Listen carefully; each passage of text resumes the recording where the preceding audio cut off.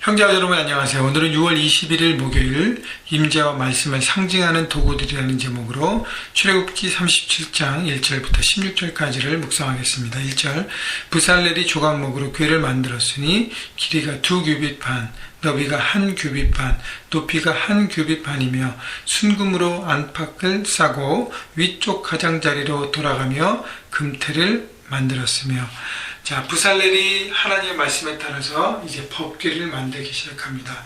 여러분, 부살렐이라는 단어가 포함된 것 외에는 다 이전에 하나님께서 모세에게 이렇게 성막의 기구들을 만들라 하는 것과 내용이 거의 똑같습니다. 자, 부살렐이 이렇게 했다는 것은 결국은 하나님의 명령과 말씀과 이 하나님의 성막에 대한 디자인 모든 프로젝트를 하나님은 하나님의 사람을 통해서 이루어지심을 보여줍니다. 자, 부살렐이 이 모든 것을 했다는 것은 부살렐을 대표하는 오홀리압과 또 하나님께서 은사를 주시고 또 자원하는 마음으로 함께 동참하는 이 성막 제주팀들이 이제 성막 만드는 기구들을 만들기 시작했다는 것입니다. 여러분, 하나님의 말씀에 따라 은사를 가진 자원하는 사람들과 함께 하나님의 일들을 수행했다는 것은 너무너무 행복한 것입니다. 여러분, 이 땅에서 우리가 하나님의 사명을 깨닫고 그 사명대로 살아가는 삶이 가장 행복한 삶인 것입니다. 여러분, 그렇기 때문에 여러분이 하나님이 주신 사명을 다시 한번 돌아보시고, 나는 이 땅에 왜 부르셨고 왜 보내셨고 내가 지금 일하고 있는 삶의 현장에 또 내가 공부하는 이 분야에 하나님이 나를 왜 보내셨는가를 깨달으시고 그것의 목적을 붙잡고 여러분 오늘도 한 걸음 한 걸음 하나님의 사명에 따라서 살아가면서 여러분 행복하게, 어렵지만 때로는 힘들지만 때로는 여러 가지로 불편할 수 있지만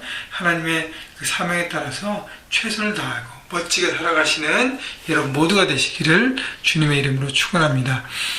자, 조각목으로 궤를 만들었는데 조각목은 한 피스의 어떤 아카시아 나무예요. 자, 큰 나무를 해서 그 궤라는 그 궤짝 같은 언약 궤라 그러죠, 법궤라 그러죠. 십계명과 그 모든 것을 집어넣는 그 통을 큰 나무 한 통으로 짜내는 게 아니라 피스를 붙여서 이렇게 만드는 것입니다. 그렇기 때문에 어떻게 해요? 더 많은 시간과 정성이 필요합니다. 그래서 나무로 그렇게 싸고 하고 그 다음에 순금으로 그 안팎을 싸고 여러 가지 또 제2작업, 제3작업이 있었기 때문에 시간과 정성이 필요했다는 것이죠. 여러분, 하나님의 일들에 시간과 정성이 필요합니다. 여러분, 하나님의 사역에 인볼브 되시고 그 모든 일을 감당할 때 시간과 정성이 필요함을 여러분 아시고 그것대로 순종하시기를, 그것이 바로 최선인 것을 여러분 깨달으십시오. 3절 4절 보면 금고리 넷을 부어 만들어 네 발에 달았으니 곧 이쪽에 2고리요 저쪽에 2고리며. 4절 조각목으로 채를 만들어 금으로 싸고 그 채를 궤 양쪽 고리에 꿰어 궤를 매게 하였으며. 자, 고리와 채를 만들어 이동식으로 만들어서 이렇게 들고 다니게 했습니다. 근데 고리를 다 만들어야 되죠. 또 금으로 쌓아야 되죠. 조각목으로 또 채, 긴 봉을 만들어야죠. 쌓아야죠. 많은 시간과 정성과 디테일이 필요했습니다. 여러분, 우리가 하나님의 사역을 할 때도 대충 하는 것이 아니라 이렇게 디테일하게 하나하나 체크하면서 온전히 하나님 말씀에 부합되는가, 바른 대로 하고 있는가를 돌아보셔야 합니다. 여러분, 그렇기 때문에 여러분, 우리가 1대1 훈련할 때도 대충 하면 안 되고요. 찬양 폰에서 할 때도 대충 하면 안 되고요. BBS를 준비하는 것도 마찬가지고요. 어떤 하나님의 일이든지 여러분 대충 하면 안 됩니다. 정성을 다해서 하나하나 디테일해서 최선을 다해서 만들어야죠. 또 하나는 고리와 채는 어떻게 이동식으로 만드는 의미라고 얘기했습니다. 그래서 이 성막을 항상 이동했기 때문에 이동하기 쉽도록 고리에 채를 끼고 항상 이동할 때 그냥 바로 들고 나갈 수 있도록 쉽게 움직이게 만드는 것이죠. 그렇기 때문에 이 법궤는 하나님의 말씀을 상징하는 것이잖아요. 여러분, 또 하나님의 임재를 상징합니다. 하나님의 임재가 있는 이곳이 꼭 지정된 장소가 아니라 돌아가면서 이동할 때도 하나님께서 임재하시고, 또 하나는 하나님 말씀을 우리가 한 곳에서만 듣는 것이 아니라 하나님 말씀을 어느 곳에든지 내 삶에서 들을 수 있는 내 삶의 예배자가 되어야 합니다.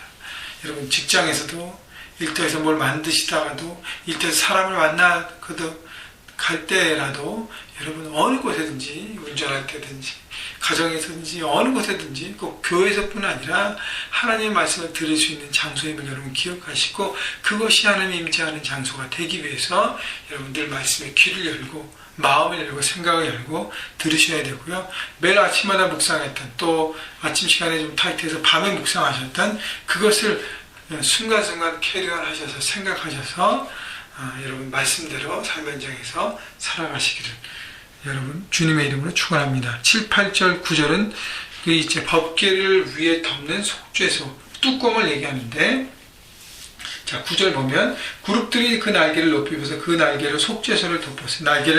날개 모양을 만드는 뚜껑이라는 것이죠. 그 날개는 그 얼굴은 서로 대하여 속죄소를 향하였다. 자, 그 날개를 하고 그 날개가 속죄소를 덮었다는데 덮었다는 의미가 너무 중요한 것이에요. 덮는 거 왜 커버기 때문에요. 덮는데 무엇을 덮는가? 결국은 이 속죄소에서 피를 뿌려서 죄사함을 속죄일날 이스라엘 백성들이 가졌습니다. 자, 결국은 그리스도의 보혈이 우리의 죄를 덮는 것이에요.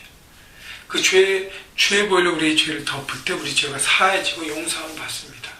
그래서 바로 덮는다는 의미는 죄의 용서함 받았다는 것입니다. 여러분, 날마다 우리가 하나님 앞에 십자가의 보혈로 우리의 죄를 씻고 새롭게 될 때 우리는 하나님의 거룩한 하나님의 사람으로 하나님의 임재가 거하는 동행하는 삶을 살 수 있다는 것이죠. 여러분 오늘도 돌아보시고 여러분의 작은 죄악이라도 고백하시면서 정결함을 받으시고 그 정결함으로 거룩함으로 삶의 현장으로 달려가십시오. 10절 그가 또 조각목으로 상을 만들었으니 길이가 2규빗 너비가 1규빗 높이가 1규빗 반이며 순금으로 싸고 위쪽 가장자리로 돌아가며 금태를 둘렀으며 다 조각목으로 또 떡상을 만들었습니다. 왜 떡상이냐면 그 테이블 위에 떡을 6개씩 2줄로 진설합니다. 이렇게 싹 이렇게 디스플레이합니다. 그래서 진설병 이렇게 디스플레이하는 떡이라는 뜻이죠. 자, 12개의 떡을 큰 떡을 진열하는데 12개 떡은 바로 그 이스라엘 백성들의 12지파를 의미합니다. 이스라엘 모든 백성이 여기에 대표되는 것입니다. 결국은 우리 모든 크리스천들이 하나님 앞에 하나님의 임재하는 그곳에 대표적으로 올라온다는 얘기는 우리 모두 하나님 앞에 존귀한 존재라는 것입니다. 여러분 한 사람도요 하나님 앞에 소홀히 여김받은 존재가 없다는 거예요. 우리 모두 하나님 앞에 존귀한 존재임을 여러분 깨달으시고요. 아 나는 하나님께 대한 임재하기 합당한 존재들로 하나님 지으셨구나 하나님 나를 부르셨구나 생각하고 여러분 하나님의 사명자로 서야 하는 것입니다. 자, 또 13절 상을 위하여 금고리 넷을 부어 만들어 네 발 위 네 모퉁이에 달았으니 그 고리가 떡의 곁에 있어서 상을 매는 채를 깨게 하였으며 자 이동식으로 또 만들어낸 거죠. 고리와 채.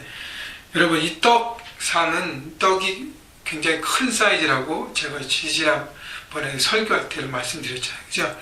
떡이 굉장히 큰 사이즈. 이것은 서로를 품고 나눌 수 있는 여유로운 마음, 풍성한 나눔과 섬김을 얘기하는 것입니다. 그래서 떡상이 이동식으로 됐다는 것처럼 여러분 어디를 가나 하나님의 사람으로 넉넉함을 나누고 섬기라는 것입니다. 여러분 꼭 교회에서만 풍성한 나눔을 가지라는 것이 아니고 삶의 현장에서 여러분 직장에서 비즈니스 일터에서 또 캠퍼스에서도요 또 가정에서도 이웃들과 함께 여러분의 하나님의 사랑을 넉넉히 나누고 품을 수 있는 하나님의 풍성한 그릇이 되십시오. 또 떡이 되십시오. 그렇기 때문에 하나님께서 그 떡을 우리에게 진설하라는 것은 풍성한 나눔과 사랑이 바로 그리스도의 모습이 되어야 된다는 것입니다. 여러분 그렇기 때문에 여러분 어제도 말씀드렸지만 하나님의 은혜가 여러분에게 풍성하게 먼저 있어야 나눌 것이 있습니다. 여러분 내 것을 막 좇아서 나누는 것이 아니라 하나님의 풍성한 은혜를 받아야 합니다. 여러분 그래서 하나님과 가까이 있으셔서 풍성한 은혜를 누리십시오. 또 하나님의 사랑을 기억하십시오. 그 받은 은혜를 가지고 오늘도 풍성히 삶의 현장에서 나누며 하나님의 사랑을 풍성히 전하는 축복의 통로, 사랑의 통로로 살아가시기를 주님의 이름으로 축원합니다.